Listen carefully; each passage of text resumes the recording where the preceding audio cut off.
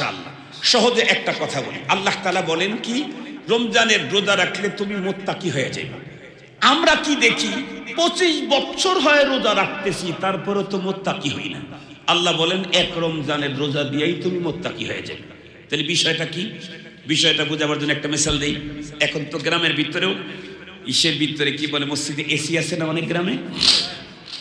মনে করেন একটা মসজিদে 4টা দেয়াল আছে, 4 দেয়ালের ভিতরে দুইটা করে এসি লাগানো আছে। পুরা মসজিদটা শীতল হওয়ার জন্য 10 টন এসি যথেষ্ট, লাগানো আছে 20 টন। কিন্তু ওই 4টা ওয়ালের ভিতরে 3 ওয়ালের মধ্যে 3 ওয়ালের 2 ওয়ালের ভিতরে জানালা আছে হলো 12টা, আর পূর্ব দিকের ওয়ালের দরজা আছে 4টা, 12 4 16টা।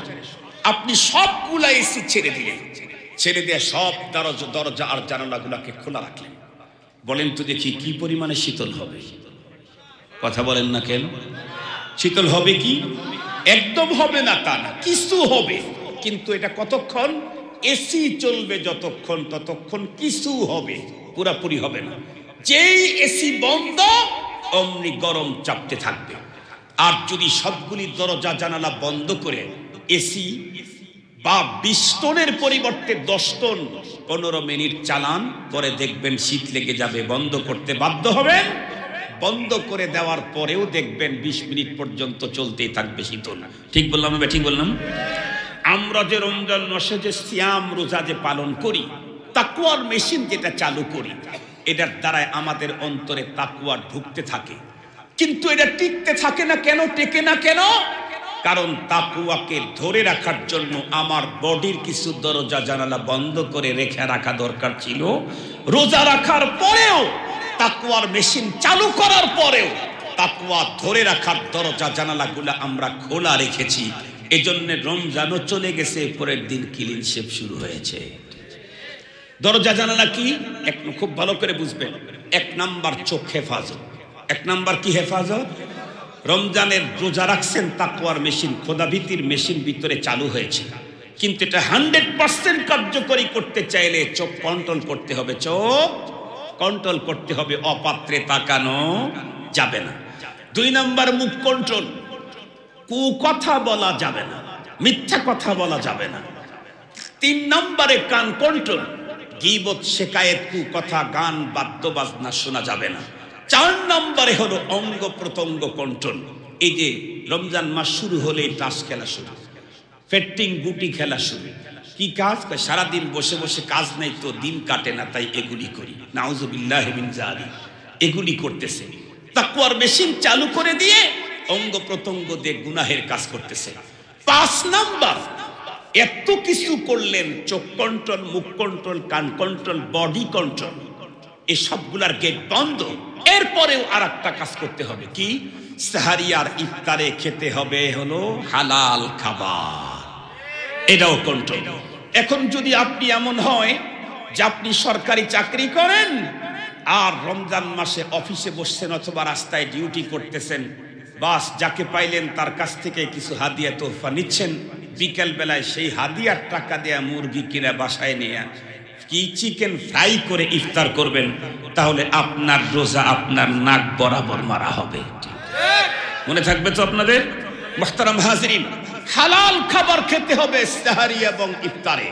6 নাম্বার, এত কিছু করার পরেও অন্তরের ভিতরে থাকতে হবে এক বিশাল ভয় এবং অত্যন্ত ইনকিসারি। আল্লাহ, যেইভাবে তুমি রোজা রাখার বিধান দিয়েছিলে আমার দ্বারা তা হয় নাই, এটা ভিতরে থাকতে হবে। আমাদের দেশের কি করে, একটু যদি শরীয়তের ফর্মুলা মানলো, পরে দেখবেন পরের দিনই বলে গতকালকে খতিব সাহেবের চাইতে আমার রোজা গতকালকেরটা ভালো হয়েছে। কেন? খতিব সাহেবকে দেখলাম তার বাচ্চা কাচ্চা নিয়ে মার্কেটে গেছে, আর মার্কেটে গেলে তো মেয়েরা আছে, ওনার চোখের দরজা খোলা ছিল, ওনার চাইছে আমারটাই ভালো হয়েছে। দেখেন না, দেখেন না আমাদের দেশে একজন আলেম টোটাল জীবনটাই কাটায়া দিল আল্লাহর কোরআনের পিছনে, আল্লাহর কোরআনের পিছনে, দ্বীনের জন্য টোটাল জীবনটাই কাটায়া দিল। আমার দেশের কিছু বন্ধুরা যাদের মাথার তালু থেকে পায়ের তালু পর্যন্ত রক্তের 1 ফোঁটা হালাল খাবার দিয়ে পাওয়া বড় কঠিন আছে, তারা বক্তৃতার মঞ্চে উঠে বলে আমরা তোমাদের চাইতে ছোট ইমানদার না। মুহতারাম হাজিরিন, যদি কোনো মানুষ রোজা রাখার ব্যাপারে সব গেট বন্ধ রাখছে, চোখ কন্ট্রোল, কান কন্ট্রোল, মুখ কন্ট্রোল, জিহ্বা কন্ট্রোল, মুখ কন্ট্রোল, বডি কন্ট্রোল, হালাল 100% হালাল খাবার খেয়েছে, এরপরেও যদি ভিতরে ভাব আসে আমার রোজাটাই তার চাইতে উন্নত, তাহলে তোমার এখন অভাবের আর শেষ নেই। একটু ভাব ঢুকলেই অভাবের আর শেষ থাকবে না। সবকিছু করার পরে অন্তরের ভিতরে থাকতে হবে এ ভয়, মালিকের কাছে চূড়ান্ত বিনয়, আল্লাহ যেমনটি করে রোজা রাখার বিধান তুমি দিয়েছিলে আমি তা রাখতে পারি নাই, তুমি মেহেরবানি করে আমার এটাকে কবুল করে নাও। অন্য রোজাদার ভালো রোজাদারদের সাথে আমার নষ্টটাকেও তুমি একটু মঞ্জুরি দিয়ে দাও। এই বিনয়ের সাথে ইফতারের মুহূর্তে যখন বান্দা কাঁদতে থাকবে, আল্লাহ পাক তখন এই রোজাদারের রোজাটাকে কবুল করবেন। ঘরের দরজা জানালা সব খোলা রেখে এসি ডাবল চালাইলেও যেমন ওই এসির শীতলতা 100% পাওয়া যায় না, চোখ, মুখ, নাক, কান, বডি খোলা রেখে হারাম খেয়ে এরপরে ভিতরে ভাব নিয়ে রোজাদারের ভাব দিয়ে রোজা রাখলে এই লোকের রোজা দিয়ে কখনোই তাকওয়া অর্জন হবে না। আল্লাহ পাক আমাদের সকলকে 6 শর্ত মেনে সিয়াম সাধনা পালন করে আল্লাহর বান্দা থেকে বন্ধু হওয়ার তৌফিক দান করুক। ওয়া আখিরু দাওয়ানা আনিল হামদুলিল্লাহি রাব্বিল আলামিন। আসসালামু আলাইকুম ওয়া রাহমাতুল্লাহি ওয়া বারাকাতুহু। এর কারণে তোমার জীবন যাওয়ার সম্ভাবনা আছে। আজকে বাংলাদেশে অহরহ হচ্ছে, প্রেমে পড়েছে, ফোন দিয়েছে, চলে গেছে, সম্পর্ক গড়েছে, নিজের ঘরে বৈধ স্ত্রী হালাল, ওর চাইতেও সুন্দরী, এর ভিতরে ও রুচি পায় না, এর ভিতরে মজা লাগে না, এর ভিতরে স্বাচ্ছন্দ্য বোধ করে না, এর তুলনায় অনেকটাই ডিপ তার সাথে গিয়ে আড্ডা দিতে মজা পায়। এটা মজা নয়, এটা চূড়ান্ত সিরিয়াস অসুস্থতা। এই অসুস্থতাকে সারাইতে হবে, এই অসুস্থতাকে সারাইতে হবে। সারাইতে যদি চাও, একটা ট্যাবলেট ভিতরে ঢুকাইলে হারাম খাওয়ার মজার অসুস্থতা চলে যাবে, ভিন্ন নারীকে নিয়ে আড্ডা দিতে মজা লাগার অসুস্থতা চলে যাবে, গান দিয়ে কান দিয়ে গান শোনার মজার অসুস্থতা চলে যাবে। সব অসুস্থতা দূর হবে একটা মাত্র মেডিসিন, সেটা হলো তাকওয়া, আল্লাহর ভয়। আর এই মেডিসিন অর্জন হয় কিসের দ্বারায়? সিয়ামের দ্বারায়। কথা বলেন, কিসের দ্বারায়? সিয়ামের দ্বারায়, তাকওয়া। এই মেডিসিন অর্জন হয়। আল্লাহ পাক বলেন, আমি তোমাদের জন্য সিয়াম ফরজ করলাম যেমনটি ফরজ করেছিলাম তোমাদের পূর্ববর্তীদের উপরে। কেন? লাআল্লাকুম তাত্তাকুন। আপনারা জানেন লাআল্লা ফি কালামিল্লাহি লিল জাজমি ওয়াল ইয়াকিন। লাআল্লা আল্লাহর কালামে ইয়াকিনের তরজমা দেয় যাতে করে তোমরা মুত্তাকি হয়ে যেতে পারো। মুহতারাম হাজিরিন, খুব ভালো করে বুঝবেন, আমি বলতেছিলাম যে রমাদানুল মুবারক, একটা রমজান জীবনে একজন মুসলমান পেয়ে যাওয়া মানে জীবনের সব গুনাহ মাপ নিয়ে আল্লাহর ওলি হওয়ার সুযোগ তার হস্তগত হওয়া। কেমনে? আপনাদেরকে একটা হাদিসের অংশের কথাটা একটু বিশ্লেষণ করি। ওয়াদা নিয়েছি 1 ঘন্টা সময় আপনারা আমাকে দিবেন, এখনো 25 মিনিট আছে। 25 মিনিট অপেক্ষা করবেন তো ইনশাআল্লাহ? নবীজি বললেন, আপনারাও দেখেছেন, সব ক্যালেন্ডার, যত ক্যালেন্ডারের ভিতরে রমজানের সাহারি আর ইফতারের টাইম দেওয়া আছে, সবগুলাই দেখবেন 11টা 12টা মাসের মধ্যে কোনো মাস ভাগ করা নেই, কিন্তু রমজান মাস ভাগ করা আছে। কয় ভাগে? প্রশ্ন হলো, রমজানকে 3 ভাগ করলো কে? দ্বিতীয় নম্বর প্রশ্ন হলো, 3 ভাগ কেন করলো? 4 ভাগ অথবা 2 ভাগ করলো না কেন?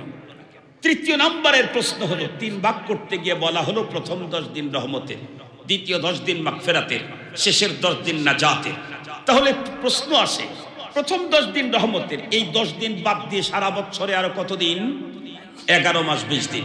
তাহলে এই 11 মাস 20 দিন কি আল্লাহ কাউকে রহমত করবেন না? যদি করেন তাহলে এই 10 দিন রহমতের বলার যৌক্তিকতা কোথায়? একই প্রশ্ন দ্বিতীয় 10 দিনে, দ্বিতীয় 10 দিন মাগফিরাতের। প্রশ্ন হলো, আল্লাহ পাক এই 10 দিন বাদে আরো 11 মাস 20 দিন বছরের কাউকে কি মাফ করেন না? যদি মাফ করেন তাহলে এই 10 দিন মাগফিরাতের বলার লাভটা কি? একই প্রশ্ন তৃতীয় 10 দিনে, তৃতীয় 10 দিন নাজাতের। প্রশ্ন হলো, আল্লাহ পাক কি সারা বছর কাউকে জাহান্নাম থেকে মুক্তি দেন না? যদি দিয়েই থাকেন তাহলে এই 10 দিন মুক্তির বলার কি হেতু আছে? এই 2-3 প্রশ্নের উত্তর শুধু আপনাদের খেদমতে দেব। নাম্বার 1 প্রশ্ন হলো, এই মাসকে 3 ভাগে বিভক্ত করলো কে? মুহতারাম হাজিরিন, আমি যে হাদিস পড়েছি, আল্লাহ পাকের রসুল উনি নিজেই মাহে রমজানকে 3 ভাগে বিভক্ত করেছেন। তবে নবীজি যে বিভক্ত করেছেন এটি কি নবীর পক্ষ থেকে না আল্লাহর ইশারায়, আল্লাহর ওহীতে? আল্লাহ পাক নিজেই বলেন, ওয়ামা ইয়ানতিকু আনিল হাওয়া ইন হুয়া ইল্লা ওয়াহয়ুন ইউহা। আমার রাসূল নিজের পক্ষ থেকে কখনোই শরীয়তের ব্যাপারে মুখ খোলেন নাই যতক্ষণ আমি ওহী না করতাম। তাহলে এটা আল্লাহ পাকেরই কথা, নবীর মুখ দিয়ে বেরিয়েছে। নবীজি বললেন এই মাসটা 3 ভাগে বিভক্ত। প্রথম 10 দিন রহমতের, দ্বিতীয় 10 দিন মাগফিরাতের, তৃতীয় 10 দিন নাজাতের। প্রশ্ন হলো 2 ভাগে ভাগ করলেন না কেন, 4 ভাগে ভাগ করলেন না কেন, 3 ভাগে ভাগ করলেন কেন? কারণ হলো আল্লাহ পাক রমজানের এই রোজার বিধান দিয়েছেন পৃথিবীর সব মানুষকে না শুধু ঈমানদারদেরকে? একটু জোরে বলেন। সব মানুষের জন্য না, ঈমানদারদের জন্য হলো সিয়ামের বিধান। পৃথিবীতে যত ঈমানদার আছে এরা 3 কোয়ালিটি। কয় কোয়ালিটি? 1 নাম্বার হলো ঈমানদার নেককার।